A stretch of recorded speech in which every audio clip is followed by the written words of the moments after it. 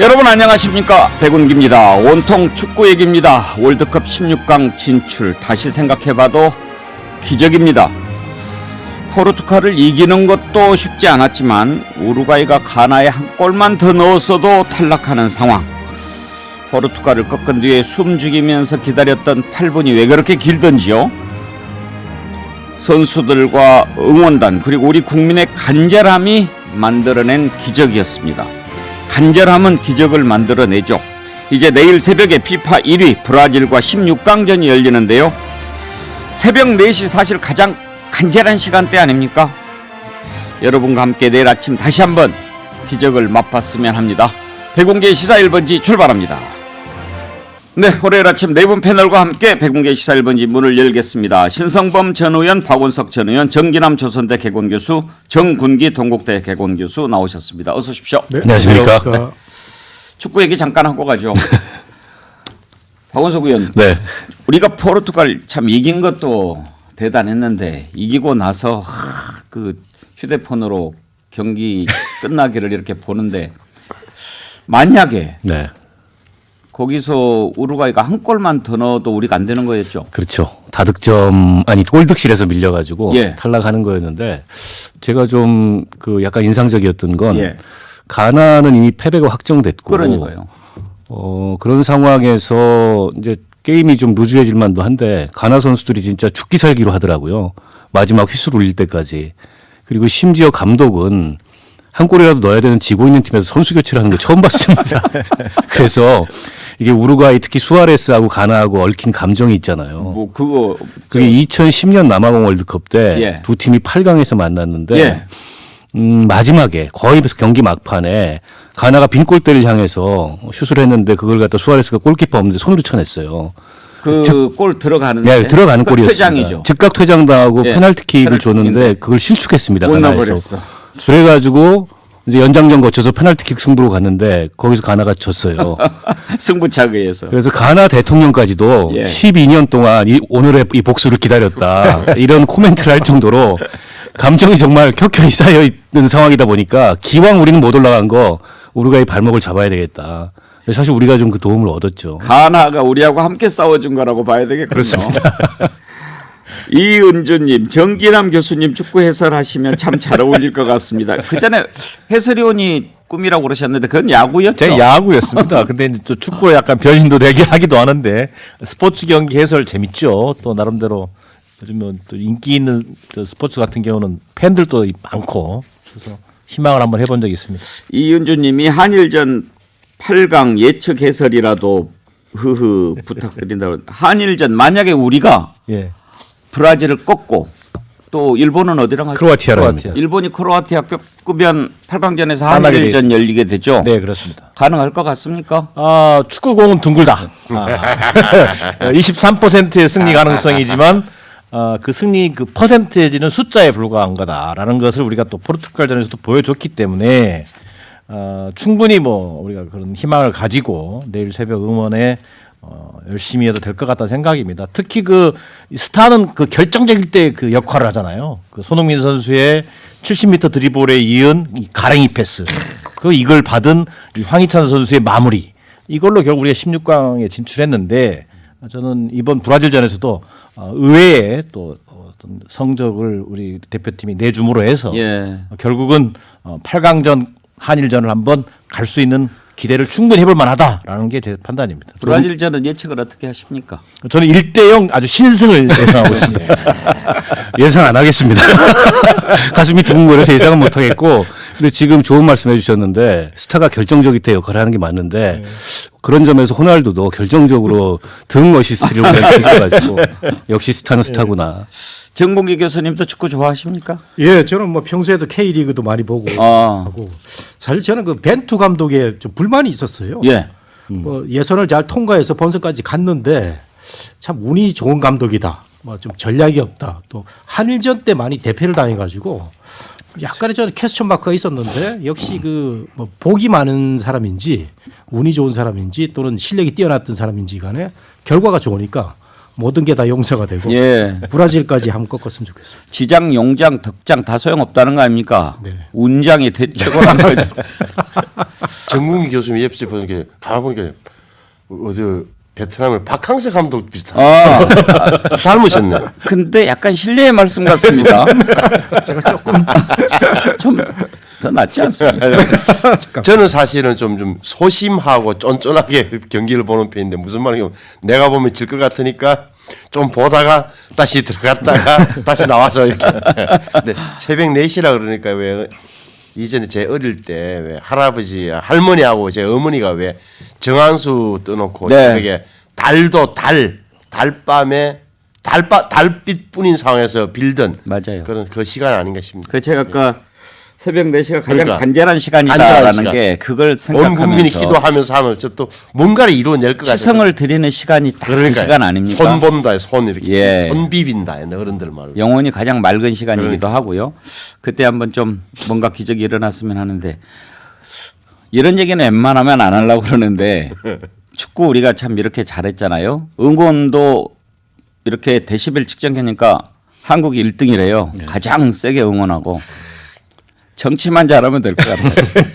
이게 아마 좀 사실은 이게 대통령 윤석열 정치 말씀하시니까 윤석열 대통령 입장에서도 이번에 꼭 이기를 바랄 겁니다. 왜냐하면 이게 느낌상으로 보면 뭔가 되는 집안이다, 뭔가 되는 나라다 하는 게 위정자 대통령 입장에서 굉장히 좋은 거예요. 제가 볼 때는 뭐 바로 연결돼 국민들의 심리가 아주 예. 해피해지잖아요. 즐거워지고 하면 좋은 거죠. 그렇죠. 하나로 모아지니까. 저는 윤석열 정권에 대해서 절망적인 항상 생각을 가지고 있지만 월드컵에서 진짜 8강까지 올라가서 윤석열 대통령 국정 지지율이 좀이라도 올라갈 수 있다면 예. 저는 그것도 좋다고 생각합니다. 왜 8강까지만 올라가요? 아니 뭐 그 이유도 있습니다만 우선 당장 앞에 있는 8강이라도. 아, 근데 만약에 브라질을 꺾은다고 칩시다. 아유. 우승 못할 법 없죠. 아 그렇습니다. 또 너무 오버하지 마시고. 아무튼 뭐 그래도 우리가 포르투갈 전보다는 조금 더 마음이 좀 뭐랄까 여유 있달까 좀 느긋한 심정으로 할 수 있게 되는 것 같아요. 네. 예. 내일 아침에 정말 기분 좋은 얘기로 한번 또 시작했으면 합니다. 자, 정치권 소식으로 들어가죠. 서훈 전 국가안보실장이 구속이 됐습니다. 이제 서해 사건 수사가 판이 커지고 있는데 박원석 의원 네. 구속영장 실질 심사 시간이 역대 최장이었다고요. 10시간. 박근혜 전 대통령보다 더 길었다고 하니까. 그만큼 이제 검찰의 그 서훈 실장에 대한 구속 의지가 굉장히 컸던 것 같아요. 10시간 영장 실질 심사 중에 5시간을 검찰이 이제 PT로 구속 필요성을 브리핑을 했다고 하는데 거의 국정농단급으로 한 거죠. 그래서 이렇게까지 해야 되느냐 한편에 이런 반응이 있고 다른 한편으로는 그만큼 사실은 검찰의 이 구속 의지가 강해서 이제 그런 모습이 나타난 게 아닌가 싶은데요. 저는 어쨌든 안보의 영역, 특히 남북 관계의 영역에서 이런 정책적 혹은 정치적 결정을 이걸 사법적 심사의 대상으로 삼는 건 어느 정권을 막론하고 바람직하지 않다. 왜냐하면 그 특수성이라는 거는 우리가 인지할 수밖에 없는 거잖아요. 우리가 공감할 수밖에 없는 거고. 근데 그 영역에서 내려진 판단을 가지고서 일일이 사법적 잣대를 대기 시작하면 어떤 정권도 자유로울 수 없는 그런 문제가 발생을 하게 되고 그러면 이제 앞으로 남북 관계에 있어서 좀 까다로운 문제에 대한 정책 판단을 누가 하려고 들 것이며 누가 그에 대해서 정치적 책임을 지려고 들 것인가. 더군다나 서훈 그 안보실장은 정치인이나 정파적 인물이 아니고 30년 동안 남북 관계를 국정원에 다뤄왔던 전문가잖아요. 근데 그런 전문가가 내린 정책 판단마저 사법심사의 대상이 될 수 있다는 거에 대해서 저는 공직사회가 이걸 굉장히 예민하게 보고 있을 거라고 봅니다. 그런 면에서 굉장히 좋지 않은 선례를 남겼다 이렇게 생각합니다. 문재인 대통령도 서훈 실장은 김대중 노무현 문재인 정부의 모든 대북 협상에 참여한 최고의 북한 전문가이자 전략가 협상가다. 그런 자산을 꺾어버리다니 너무나 안타까운 일이다. 이렇게 얘기를 했는데 신성모 의원. 네. 그런데 이제 오늘 아침에 조선일보 그 일면에 8면봉인가 이렇게 저 가벼운 코멘트하는 그런 코너가 있잖아요. 네. 그건 또 그걸 또 그렇게 비판했더라고요. 그러면 문이 꺾어버린 전문가는 몇 명이나 되냐 그렇게 얘기를 하던데.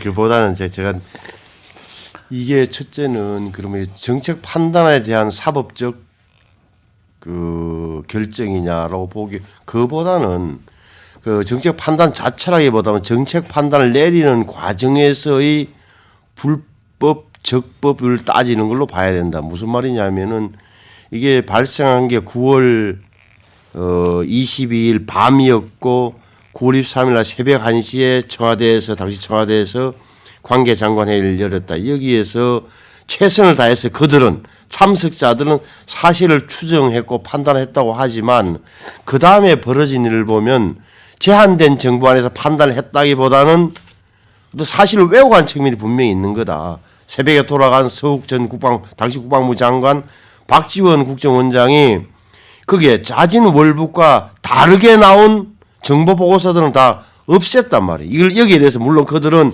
배포선을 조정했다고 하지만 왜 그랬을까? 차라리 그거는 손 안 댔으면 오히려 판단이라는 말이 맞는 거예요. 판단의 영역인데 이건 왜 그랬을까? 제 짐작에는 이런 거예요. 그러니까 분명히 북한이 붙잡고 있다. 그러면 지금까지는 돌려보냈다. 아무 생각 돌려보내겠거냐 했는데 죽었단 말이에요. 이 부분에 대한 게 굉장히 문제가 될 것 같다는 생각을 했을 테고 장관들이나 이렇게 되면 월북이라는 단어에 꽂혀서 그 길을 밀고 가기로 잠정 결론을 내려놓고 그 다른 정보는 없앴다고 본다면 이거는 판단을 넘어선 은폐 내지는 조작에까지 영역을 가는 거다. 그래서 10시간 동안 영장 실질심사가 진행됐을 테고 거기에서 분명히 서훈 실장이야.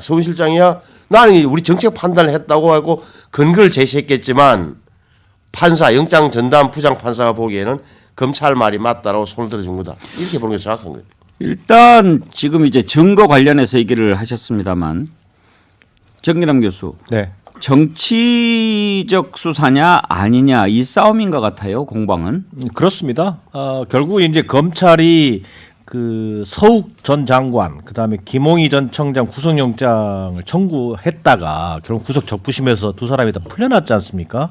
그런 속에서 마지막 최종 책임자이고 결정권자로 봤던 서훈 국정원장마저 안보실장마저 구속영장이 만약에 뭐 기각된다든지 또 적부심이 인용된다든지 했으면 아마 이 수사가 굉장히 이제 그 굴곡을 맞을 수밖에 없는 상황이었죠. 그렇기 때문에 그만큼 어떤 뭐 검찰로 봐서는 최대 노력을 가해서 이 전 정권 수사에 대한 어떤 그 하나의 어떤 결정판으로 서훈 원장 구속을 위해서 아마 심혈을 기울인 것 같은데요. 저는 이것이 앞서 여러분들이 얘기했습니다만 통치 행위 또는 안보 이슈에 대한 어떤 사법적 이 판단이라고 하는 것이 대단히 어떤 이후에 가져올 어떤 여파라든가 이런 것들에 대한 최소한의 고려도 아직 없는 것 같다. 자, 그런데 이제 와서 어떤 재판에 넘겨진 상황인데요.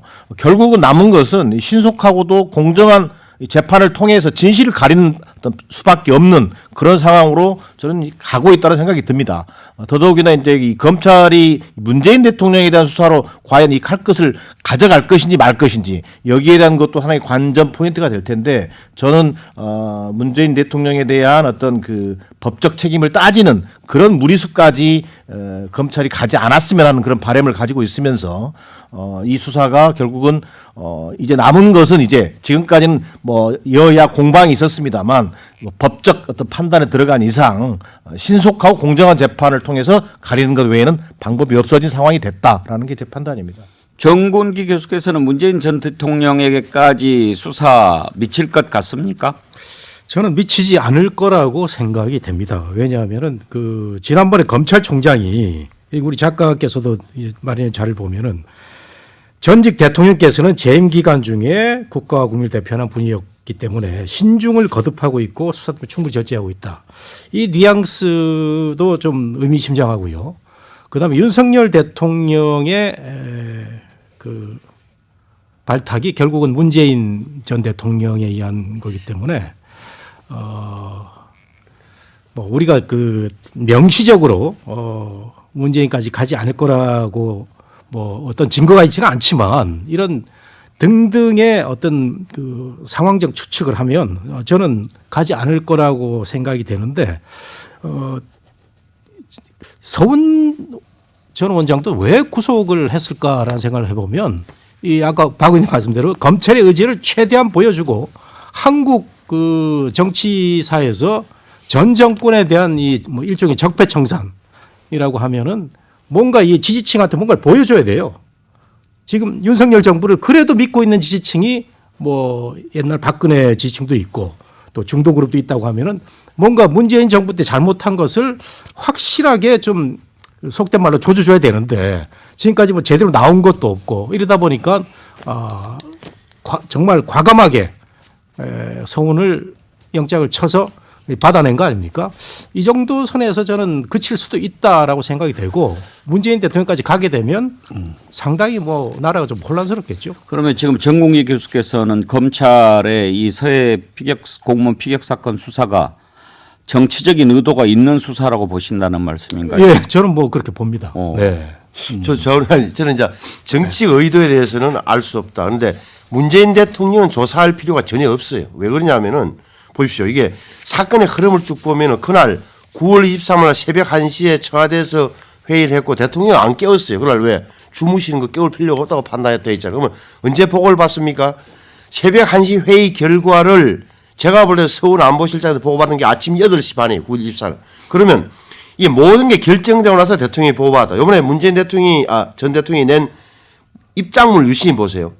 사실을 명확하게 규명하는 것이 불가능한 상황에서 할 수 있는 범위 안에서 사실을 추정했다. 왜? 안보 부서에서. 나는 대통령은 내가 독자적으로 판단하는 게 아니라 그 판단을 수용했다고 되어 있어요. 그러니까 대통령이 끼어들 여지는 전혀 없는 거예요. 이 사안의 최종 결정은 미안하지만 서훈 씨가 한 거예요. 문재인 전 대통령이 아니에요. 문재인 대통령이 그냥 저 부하 직원이 또 감옥 가게 생겼으니까 적당히 해라고 워닝, 경고를 했을 뿐이지 조사할 필요가 전혀 없는 사건이에요. 따라서 문재인 전 대통령 밀고 들어갈 여지가 전혀 없어요. 제가 그 분명히 해야 될 게 문재인 대통령이 알고 있었어요. 그날 그 밤에 보고를 받아가지고 아침에 아무런 말을 하지 않았습니다. 9시. 대통령이 아무런 판단을 하지 않고 그냥 뭐 잔 건지 아니면 뭐 그냥 지켜보고 있었던 건지 그리고 그 다음 날 조치를 한 거거든요. 그러니까 교수님 말씀하신 게 이제 9월 22일 날 3시경에 우리 그 공무원이 북한군에 잡혀있다는 사실은 우리가 알았고 그 저녁 오후 6시에 대통령에게 보고했다. 요 대목인 것 같습니다. 저도 문 대통령 수사까지는 안 가려고 하는 것 같아요. 검찰이 약간의 정무적 고려를 하는 것 같고 지금 거기까지 갔을 때는 이게 지나치게 이 지난 정권을 자극하고 어떻게 보면 그야말로 이 사건의 정치적 성격이 훨씬 더 뚜렷해지는 거기 때문에 처음에 수사 방향은 거기까지 갈 것처럼 보였는데 중간에 조금 선회를 한 게 아닌가 싶고 서훈 장관을 최종 책임자로 해서 사건을 종결지으려고 하는데 근데 이제 문 대통령이 내신 입장을 보면 내가 보고받고 내가 어쨌든 결정하고 내가 최종 책임자다 이런 입장을 냈어요. 그걸 두고 일각에서는 저 범죄 자백 아니냐 그러니까 수사해야 된다라는 식의 반응을 국민의힘에서 보이는데 저는 약간 문 대통령이 화가 지금 많이 난 상태고 싸우려면 나랑 싸우자 이 얘기를 지금 하고 있는 것 같아요. 근데 이제 검찰은 그렇게 되면 부담스럽죠. 더군다나 이재명 그 문재인을 분리해가지고 대응을 해야 되는데 이게 한 덩어리로 엮이면 지금 뭐 이재명 대표에 대한 수사도 여의치 않고 이른바 야권의 그런 반발을 강하게 부를 수 있어서 이 사건 가지고 문 대통령까지는 칼끝을 겨누지 않을 것 같지만 또 다른 사건들이 있잖아요. 지금 동해상에서 북송 어부 사건도 있고 기타 등등 뭐 탈원전 등등해서 지난 정부의 정책 판단에 대한 여러 수사들이 진행되고 있는데 최종적으로는 어쨌든 문재인 대통령을 겨냥하지 않겠나 그런 게 지금까지 검찰 수사 흐름에서 보이는 행간이 아닌가 싶습니다. 이제 문재인 대통령이 조사하려면 이른바 이제 유족들 그 이대준 씨의 형님 이래진 씨가 제시하고 있는 6시간이잖아요. 박근혜의 7시간을 연상케 하는 문재인의 6시간 무슨 말이냐? 9월 20일 날 3시에 그 잡혀있다는 사실을 정부가 알았다. 사살되기까지 9시 30분이니까 약 10시간 반 동안 우리 정부는 뭐 했느냐? 이 답은 나와 있는 거예요. 왜 북한에다가 이야기를 안 했을까? 북한은 지금까지 저렇게 되면 항용, 항상 거의 대부분 다 돌려보내거나 응유하고 나중에 교환했던 거잖아요. 그러니까 거의 보고를 받았던 서훈 당시 안보실장도 퇴근했던 거 아니에요. 저녁에. 그 판단에 있어서는 문재인 대통령이 설사 알았던들 빨리 북한에 연락해서 구하라고 해봐라고 했을 가능성이 없다. 그래서 수사의 실이 제가 보는 별로 없는데 뭐 이 대목은. 실제로 구속영장 청구서에 서훈 전 원장의 구속영장 청구서에도 문재인 대통령의 공모 혐의라든가 또는 뭐 이런 것들이 기대되지는 않았어요. 예. 실제 뭐 최종 책임자와 결정권자는 서훈 전 맞아요. 실장이다라고 그건 맞는 명시하고 있기 때문에 당장 검찰이 문재인 대통령을 향할 가능성은 그렇게 높아 보이지 않는 게 맞습니다만 어쨌든 어제 문재인 대통령의 발언 자체가 최종 승인자는 나다라고 분명히 이걸 적시했거든요. 이것은 이번 수사가 이른바 정치 보복이라고 하는 관점에서 이루어지고 있다라고 하는 것을 극명하게 부각시키는 발언이라고 볼 수 있거든요. 그런 측면에서 검찰이 앞으로 어떻게 이 문제를 풀어갈지는 예단하기 좀 어려운 상황이다라는 게 제 아니 이거 야당에서야 계속 문재인 대통령 조사하란 말이야. 조사해 하면은 자 이 시점에서 문재인 대통령까지 전선에 세우면 훨씬 유리하다고 판단하겠지만 검찰이 바보가 아닌 다음에야 다시 또 문재인 대통령 조사하겠어요. 좀. 일단 지금 이 수사의 초점은 월북하려고 하는 의사가 없었냐 있었냐 하는 것 그것은 아무도 지금 밝힐 수가 없는 거 아닙니까? 예. 그런데 일단 검찰 수사는 월북이라고 단정을 했고 그 근거를 여러 가지로 맞추기 위해서 관련된 자료들을 다 없애고 이런 부분에 이제 초점을 맞추는 것 같은데 아까 정공기 교수께서는 정치적인 의도가 좀 있는 수사다 이렇게 보셨는데 신성범 교수께서는 그렇게 생각 안 합니까? 저는 모든 수사에 정치적 의도가 있다 없다를 가르는 기준이 뭐겠습니까? 제가 보기에는 이걸 정치적 의도 그러니까 목적을 정해놓고 하는 수사는 아니다라고 보죠. 어떻게 해서 나오겠어요, 그게? 근데 이제 야당은 민주당은 왜 이걸 정치적인 수사라고 생각을 하냐? 단순히 이 부분에 관해서 서훈 전 실장 그리고 서욱 장관, 박종원 원장 이렇게만 수사하는 것을 떠나서 지금 이제 또 노영민 전 비서실장에 대해서는 출국 금지를 하지 않았습니까? 이것은 또 서해 공무원 피격 사건과는 다른 별개죠. 사건이지 다른 않습니까? 사건이잖아요. 그러니까 뭔가 사건이 다 같은 그 뭐라고 해야 돼 줄기 속에서 이렇게 뭐 이루어지는 게 아니고 사람을 놓고 전 정부의 높은 자리에 있었던 사람들 다 이건 이 건으로 이렇게 지금 수사하려고 하는 것 이렇게 지금 보았을 때 이게 전 정권에 대한 보복 수사가 아니고 뭐냐 이렇게 주장하는 이제 거죠. 전반적으로 이제 요 사건만 놓고 보나 서해 사건만 놓고 보나 오히려 정부가 바뀌니까 정부 부처의 판단이 달라졌다는 부분은 야당의 공격이 말이 되는 영역이 있는 거예요. 제가 볼 때 그렇잖아요. 그러니까 해경도 그렇고 통일부도 그렇고 국정원도 그렇고 국방부도 그렇다 하면은 그 대목은 다 그 말이 된다. 하지만 이것도 되짚어 보면 한 번 더 보면 자 월북 의사가 예를 들어서 없던 사람을 월북자가 되는 순간 자 우리 대한민국이 싫어서 북한에 넘어갔다가 거기서 사살됐네. 그 가족들은 어떻게 되겠습니까? 개인 인권의 문제도 있는 거예요. 근데 가족들은 죽으라고 처음부터 지금까지 특히 형님, 부인, 아들, 딸까지 우리 동생, 우리 남편, 우리 아버지는 월북할 사람이 아니라고 이야기하는데도 월북이라고 갔던 거 아니에요. 여기에 대해서는 당연히 그러면 사실관계가 어떻게 되는지 조사가 했던 거고 감사원의 감사부터 시작해가지고 저는 이 대목에 대해서는 일체에 저는 정치 영역이 별로 개입할 필요가 없다라고. 근데 말씀을- 지금까지 수사된 결론으로 봤을 때 월북이 아니라고 확언할 수 있는 근거도 없어요. 그러면 그 NLL 이북 북한 공해상에서의 사망의 성격을 뭘로 지금 이 검찰이나 정부는 단정하느냐? 그 내용이 없습니다. 표류하다가 북한군이 그냥 총격을 가해가지고 죽은 거냐? 일단 검찰은 실족일 가능성이 높다. 그러나 어쨌든 것 당시 같아요. SI 그 첩보에는 월북 얘기가 있었고 그 어떤 감청 결과를 토대로 그 성격을 단정했고 그렇게 이제 판단을 했던 건데 그게 아니다. 그게 명백히 틀렸다. 그걸 중간에 삭제했다 뭐 이런 차원 말고 명백히 그게 틀렸다라고 지금 결론을 내리지는 못하고 있어요. 어쨌든 정부가 말이죠. 당시 문재인 정부가 이걸 냉정하게 객관적으로 처리를 하지 않고 문제가 있었다는 거예요. 서훈이 그날 밤에 퇴근한 게 아니고요. 밤 1시에 NSC 열었잖아요. 열어가지고 단정적으로 결론을 내버렸어요. 이거 월북이니까 이거 문제가 많다 해가지고 밑에다 지시하고 한 거 있고 문재인은 그걸 묵인했거나 아니면은 그 판단을 유보한 겁니다. 그리고 서훈한테 맡기고 본인은 아침에 보고받고 그렇게 하는 게 좋겠네. 북한과의 관계를 고려해서 이렇게 해서 이건 상당히 정권 차원의 그 국민의 안전을 그 생명을 보호하지 않은 대통령의 저는 직무유기 또는 직권남용이라고 분명히 생각이 되는데 정의로운 검찰이라면은 당연히 문재인까지 구속 수사를 들어가야 되는데 지금 그런 모습이 안 보일 것 같아서 제가 아까 그런 말씀 좀 드렸고요. 지금 검찰이 어떤 고민이 있냐면은 월성 원전에 대해서 이 수사가 지지부진합니다. 대전지검에서 하고 있는데 백운규가 지금 저 세미나 다니면서 교수 생활 잘하고 있고요. 울산에 그 선거 부정도 있지 않습니까? 이것도 확실한 건데 이거 수사 제대로 안 되고 있어요.